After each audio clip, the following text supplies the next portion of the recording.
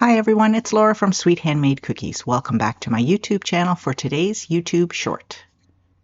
I'm working on a set of baby shower cookies that are Winnie the Pooh themed, and I am starting here with the flooding and filling in of a onesie cookie.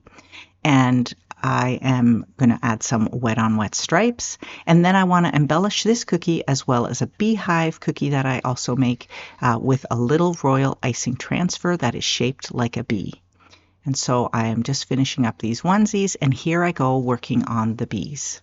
So what I did was I printed out this cute little bee design onto a regular piece of paper, and then now I have a piece of parchment paper on top of that, and I'm just going around with some flood-ish consistency icing. It's probably just a tiny bit thicker than flood icing, and I'm going in and I'm just tracing out those bees. I need about 12 of these bees for the set, but I'm making lots of extras because those little wings are pretty delicate. And so I just go in, I move the paper around to try and fill up all the spots and get as many bees on that parchment as possible. Of course, if you watch my other YouTube videos, you know that I always bake on parchment paper, and I always have a little strip that is extra when I cut the pieces for the cookie sheets.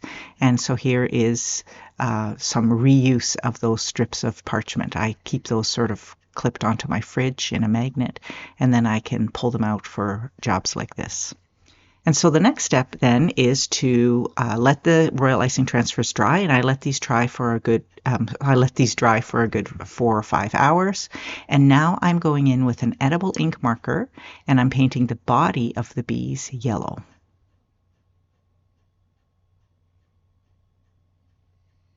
These markers are really invaluable. You can get them with a very fine tip, and you can get them with a rough, like a bigger tip, and they come in so many different colors.